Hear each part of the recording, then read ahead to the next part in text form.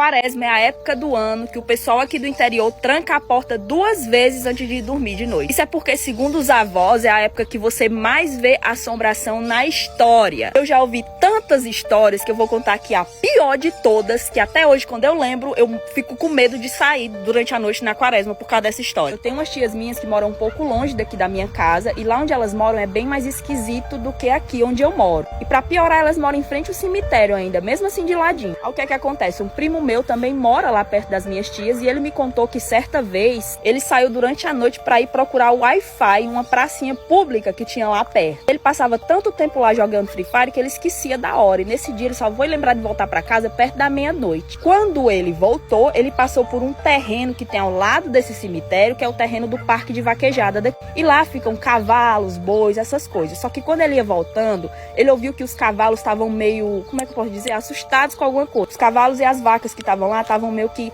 como é que fala, assustados, grunhindo, fazendo cavalo. Aí ele disse que olhou assim, subiu assim na cerca para saber o que é que tinha lá, assustando os cavalos, quando ele viu um cavalo preto lá no meio. Ele nunca tinha visto esse cavalo preto ainda, mas como sempre entra e sai cavalo lá, ele pensou, deve ter colocado aí água. E esse cavalo meio que estava assustando os outros, ele estava no meio, e os outros cavalos estavam com medo de se aproximar dele, meio que tentando sair de dentro do cercado que ele estava. Meu primo pegou e falou assim, tia quieta, cavalo velho doido, uma coisa assim, tia quieta, tá fazendo besteira, uma coisa assim, xingou o cavalo. Meu amigo mal sabe que foi a pior coisa que ele fez. Ele disse que quando virou as costas pra ir embora, este cavalo começou a correr e simplesmente pulou a cerca do terreno lá, como se tivesse um filme assim, sabe? E começou a correr atrás dele, e esse cavalo, eu não sei se é rugia, coice, sei lá, de uma forma tão estranha, tão alta, que ele achava que todo mundo da rua estava ouvindo. Mas ele disse que ninguém abriu a porta, ninguém fez nada, então ele acha que ninguém ouviu. Mas esse cavalo fazia esse barulho aí tão alto que ele ficava desesperado. Enquanto ele corria, ele rezava, porque ele sabia que aquilo ali não era normal. Porque sabe como é pessoal do interior, qualquer barulhinho ele já sai de casa pra ver o que é.